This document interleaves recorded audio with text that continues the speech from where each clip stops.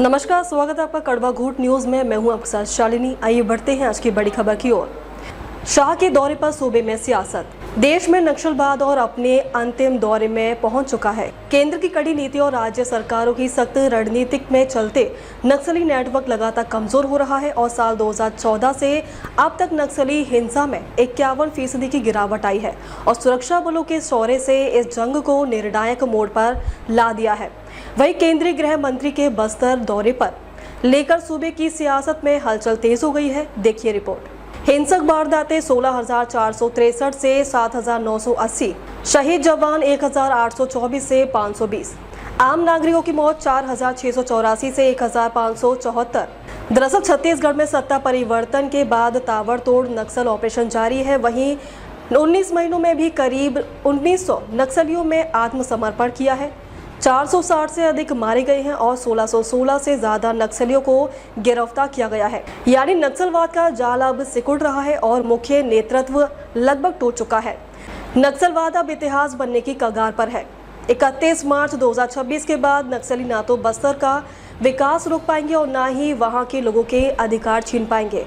हमारी surrender policy सबसे प्रभावी है। नक्सलियों से वार्ता नहीं, हमारे जवान मिलकर मुंह तोड़ जवाब देंगे। सुरक्षा एजेंसियों के मुताबिक अब नक्सली गतिविधियां सिर्फ कुछ सीमित इलाकों तक सिमट गई है। लगातार ऑपरेशन, बेहतर इंटेलिजेंस और स्थानीय सहयोग ने नक्सलियों की कमर तोड़ दी है। बस्तर, बीजापुर और सुकमा जैसे जिलों में अब विकास की नई धारा बहने लगी है। सड़कें, स्कूल और रोजगार योजनाएं नक्सल प्रभावित इलाकों में पहुंच रही है। वहीं केंद्रीय गृह मंत्री के दौरे को लेकर कांग्रेस कई सवाल खड़े कर रही है। प्रदेश अध्यक्ष दीपक भाई कई सवाल पूछा, जिसमें कहा कि अमित शाह इस बात की गारंटी देंगे कि क्या बस्तर को निजी उद्योगपतियों के हाथ नहीं बेचना जाएगा। एनएमडीसी का मुख्यालय बस्तर में ही रहेगा या नहीं। नंदराज पर्वत की डील रद्द क्यों नहीं की गई और क्या आदिवासियों की जमीन, जंगल और संसाधन सुरक्षित रहेंगे। जहां एको केंद्र और राज्य सरकार नक्सलवाद को जड़ से खत्म करने की दिशा में काम कर रही है, वहीं विपक्ष सरकार से विकास और संसाधनों की पारदर्शिता पर जवाब मांग रहा है। पर इतना तय है कि अब नक्सलवाद का अंत करीब है और बस्तर की नई पहचान, शांति और विकास तय होगा। दंतेश्वरी माई का दर्शन कर आया हूँ, पूजन भी किया, माँ के चरणों में प्रार्थना की है कि 31/3/26 को पूरे बस्तर क्षेत्र को लाल आतंक से मुक्त करने की हमारे सुरक्षा बलों को शक्ति दे मां, हमारी सुरक्षा बलों। मैं आज मोदी जी की ओर से आपको भरोसा दिलाना चाहता हूं कि 31 मार्च 2026 के बाद ये नक्सलवादी आपके विकास को नहीं रोक पाएंगे, आपके अधिकार को नहीं। मैं आप सभी को अपील करने की भी आया, नक्सलवाद से जो बच्चे गुमराह होकर जुड़े हैं वो आप ही के गांव के, उनको समझाइए, शस्त्र डाल दे और मुख्य धारा में आए। छत्तीसगढ़ शासन ने, हमारे मुख्यमंत्री जी ने, उप मुख्यमंत्री जी ने भारत में सबसे अच्छी सरेंडर पॉलिसी बनाई है। एक ही माह में 500 से ज्यादा लोग सरेंडर किए। सभी लोग सरेंडर करें, आपका गांव नक्सल मुक्त होते ही गांव के विकास के लिए 1 करोड़ रुपया छत्तीसगढ़ शासन आपको देगा। 1 करोड़ रुपया।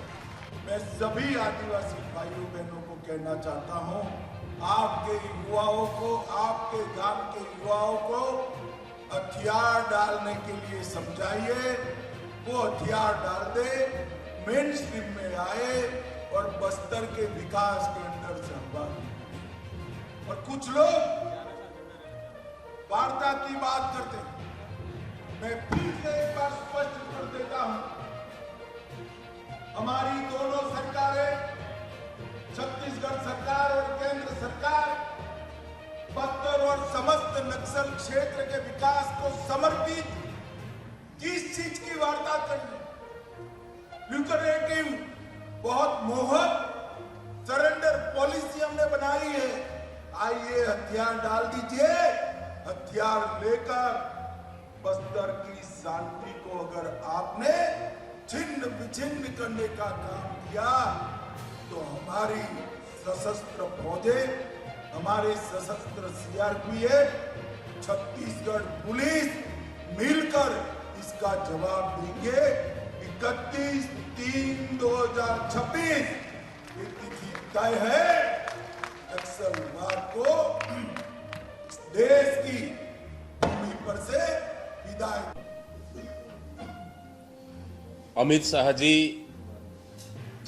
केंद्रीय गृह मंत्री छत्तीसगढ़ आए हैं और कांग्रेस ने बस्तर को लेकर कुछ सवाल पूछा है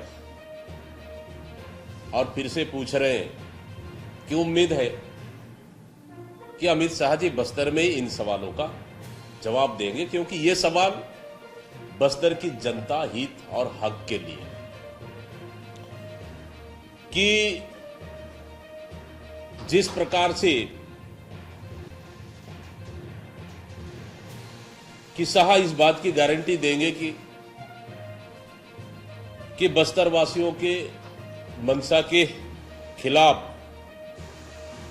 जिस तरह से वहां के खनिज संसाधन को निजी उद्योगपतियों को बेचा जा रहा है, क्या अडानी और अंबानी बस्तर नहीं आएंगे, इसकी गारंटी है क्या? नंबर 1। नंबर 2, एनएमडीसी का मुख्यालय बस्तर में होना चाहिए कि नहीं होना चाहिए? नंदराज पर्वत की लीज अब तक रद्द क्यों नहीं हुआ? तीसरा, चौथा, नगरनार इस्पात संयंत्र नहीं बिकेगा, इसकी गारंटी देंगे क्या? नंबर 5, बस्तर में आदिवासियों का फर्जी मुठभेड़ नहीं होगा, इसकी गारंटी देंगे क्या? नंबर 6, आरक्षण संशोधन विधेयक कब तक लंबित रहेगा? नंबर 7, बस्तर के तीनों खदानों को निजी उद्योगपतियों को क्यों बेचा गया? और नंबर 8, मोदी सरकार ने आदिवासियों के वन संरक्षण अधिनियम को 2006 को संशोधन क्यों किया? ये हमारे 8 सवाल हैं जो बस्तर की जनता और हक के लिए है, वहां के आदिवासियों के लिए है, वहां के जल जंगल जमीन खनिज संसाधन को बचाने के लिए। अब तक के लिए बस इतना ही। फिर होगी आपसे मुलाकात, तब तक के लिए नमस्कार और देखते रहिए कड़वा घूट न्यूज।